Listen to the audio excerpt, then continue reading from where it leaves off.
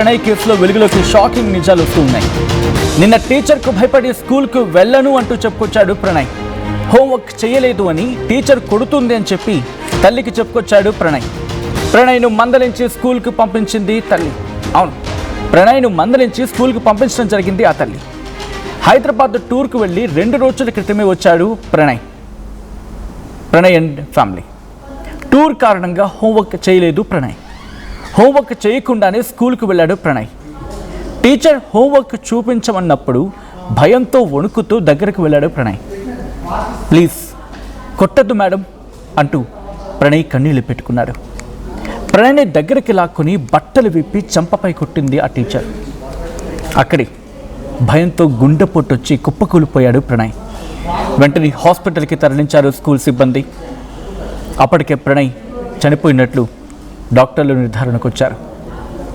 ప్రణయ్ కింద పడిపోయిన తర్వాత కనీసం ముఖంపై నీళ్లు కూడా చల్లలేదు అని కుటుంబ సభ్యులు ఆరోపిస్తూ ఉన్నారు. తమకు సమాచారం కూడా అందలేదని చెప్పి ఆగ్రహం వ్యక్తం చేస్తుంది ఆ కుటుంబం. ఇప్పటికీ ప్రణయ్ మృతిపై మంత్రి లోకేష్ సీరియస్ అయ్యారు. బాధ్యులపై కఠిన చర్యలు తీసుకుంటామని హామీ ఇచ్చారు. ఆ విజువల్స్ మీరు చూస్తూ ఉన్నారు.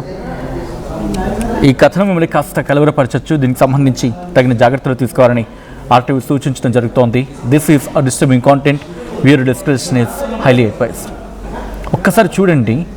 ఫ్రమ్ ద బిగినింగ్ ఆ వీడియో కనుక మీరు చూస్తే ఒకరి తర్వాత ఒకరు వస్తూ ఉంటారు.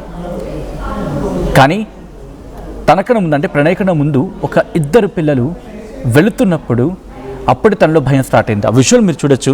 కాస్త బ్లర్ చేసి చూపిస్తున్నాం. వెనకాల ఉంది ఆ ప్రణయ్. ఆ బ్లర్ వెనకాల ఉంది ప్రణయ్. అదిగో చూసారా, చంప మీద కొట్టిన సందర్భం. అయితే వీడియో స్టార్టింగ్ గురించి మాట్లాడుకుంటే అప్పుడు ఆల్రెడీ ఒక పిల్లవాడు ముందు ఉండడం జరిగింది. అప్పటికే భయంతో ఉనికిపోతున్న ప్రణయ్ టీచర్ దగ్గరికి రాగానే పూర్తిగా ఇక ఒక మాటలో చెప్పాలంటే కుదేలైపోయాడు, కుప్పకూలిపోయాడు. భయంతో గచ్చ వణికిపోతూ అందులో తన బట్టలు విప్పేస్తూ ఉంటే, సాధారణంగా చిన్నపిల్లలకి కొంతమందికి మీరు బాగా అబ్జర్వ్ చేస్తే వాళ్ళకి ఆ సిగ్గు అనేది చిన్నప్పటి నుంచి ఉంటూ ఉంటుంది. అండ్ సర్టెన్ ఏజ్ దాటిన తర్వాత ఇంకా పీక్స్కి వెళ్తూ ఉంటుంది. అటువంటి సందర్భంలో వాళ్ళకి తెలియని ఒక అవమానం వాళ్ళది. సో దాంతోపాటు ఇంకొక ఇంట్రెస్టింగ్ అంశం కింద మాట్లాడుకుంటే, పిల్లలు చాలా డెలికేట్గా ఉంటారు. వాళ్ళని డెలికేట్గా హ్యాండిల్ చేసి టీచర్స్ ఉంటూ ఉంటారు. బట్ ఇక్కడ మీరు గమనిస్తే మీరు కరెక్ట్గా అబ్జర్వ్ చేస్తే ఆ టీచర్ చూడండి. అసలు టీచర్ని ఎలా కొడతారు, అంటే టీచర్ ఎలా కొడతారు ఆ పిల్లల్ని? ఎందుకంటే మందలించడం విషయంలో పిల్లల సైకాలజీని అర్థం చేసుకోవాలి కదా. వాడు వణికిపోతూ ఉన్న సందర్భం, వణికిపోతూ ఉన్న క్రమంలో ఆ దగ్గరకు వస్తూ ఉంటే వాళ్ళ మైండ్ సెట్ని అర్థం చేసుకొని కదా వాళ్ళని ట్రీట్మెంట్ చేయాలి. హోంవర్క్ చేయలేదంటే వాళ్ళని భయపెట్టేస్తారు. అదిగో మీరు చూడండి. ఇది జస్ట్ ఒక గ్లిమ్స్ మాత్రమే. ఆ ఫుల్ వీడియో మేము చూపించలేకపోతున్నాం, ఎందుకంటే మిమ్మల్ని కలవరపరిచే దృశ్యాలు కాబట్టి.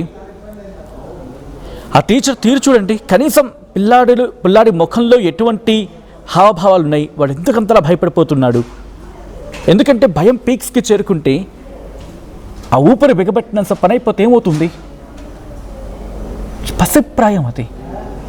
అండ్ ఐ రిక్వెస్ట్, మీరు చాలామంది ఈ లైవ్ను చూస్తూ ఉన్నారు కాబట్టి మీరు మాట్లాడే ప్రయత్నం చేయండి, మీరు కాల్ చేసే ప్రయత్నం చేయండి. కింద నెంబర్ స్క్రోల్ అవుతూ ఉన్నాయి. 04069316611, 04069316622. ఈ నెంబర్లకు కాల్ చేసి మీరు మీ అభిప్రాయాన్ని ఈ విషయానికి సంబంధించి, ఎందుకంటే మీకు కూడా ఇటువంటి ఎక్స్పీరియన్సెస్ అక్కడ ఉండుంటాయి. లేకపోతే పిల్లల పట్ల టీచర్లు వ్యవహరించే తీరు, లేకపోతే మీరు వ్యవహరించే తీరు, ఒక భయం సిచ్యువేషన్లో వెంటనే కామ్ డౌన్ అయిపోతూ ఉంటారు. అటువంటి సందర్భాలు ఏమైనా ఉన్నాయా? మాట్లాడే ప్రయత్నం చేయండి. బట్ బిఫోర్ దట్ మా ప్రతినిధి రామచంద్రరావు, RTV ప్రతినిధి రామచంద్రరావు అక్కడ కొంతమంది స్టూడెంట్స్తో మాట్లాడడం జరిగింది. అలాగే కొంతమంది అక్కడ వైజాగ్ వాసులతో మాట్లాడారు. వాళ్ళు ఏమంటూ ఉన్నారు ఈ ఘటనకు సంబంధించి చూద్దాం. విశాఖ వంటంలో జరిగిన ఘటనపై ప్రజా సంఘాలతో పాటు విద్యార్థి సంఘాలు కూడా పెద్ద ఎత్తున ఆందోళన వ్యక్తం చేస్తున్నాయి. ప్రధానంగా చూసుకుంటే ఒక స్కూల్ విద్యార్థి ఎల్కేజీ చదువుతున్నాడు. టీచర్ మందలించవచ్చు, కానీ చనిపోయేంత తీవ్రంగా మందలించడం ఎంతవరకు కరెక్ట్? ఈ దశలో ఇక్కడ కింగ్ జార్జ్ ఆసుపత్రి అంటే Andhra medical college post mortem ప్రాంతం వద్ద ఉద్రిక్త పరిస్థితి నెలకొంది. ఏబీవీపీకి చెందిన విద్యార్థి సంఘ నాయకులు కూడా వారి తల్లిదండ్రులు పరామర్శించారు. అట్లాగే ఈ ఘటనపై చర్య తీసుకోవాలని కూడా ఇక్కడ అధికారులను కూడా కలిసిన పరిస్థితి. చెప్పండి, అంటే నా మాటలు విన్నారు కదా, ఇట్లాంటి సంఘటన ఏ రకంగా భావించవచ్చు మీరు? ఇది తీవ్ర ఆందోళనకరమైన సంఘటన అండి. విద్యార్థి యొక్క తల్లిదండ్రులకు మా ప్రగాఢ సానుభూతిని తెలియజేస్తున్నాం.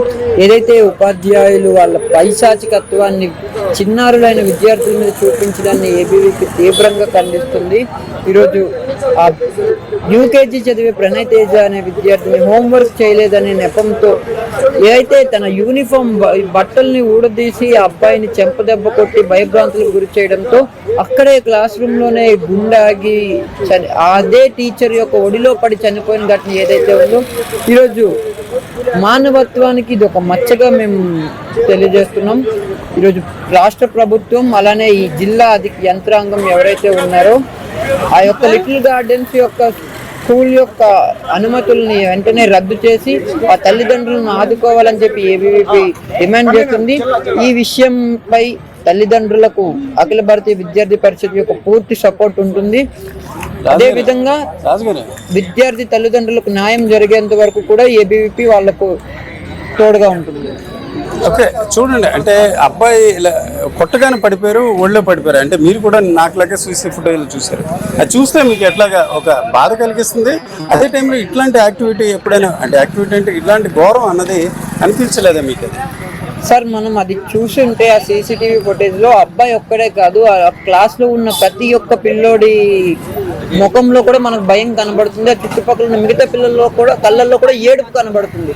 ఏదైతే మేము ఇక్కడ నుంచి ఆ స్కూల్ దగ్గర కూడా వెళ్ళడం జరిగింది.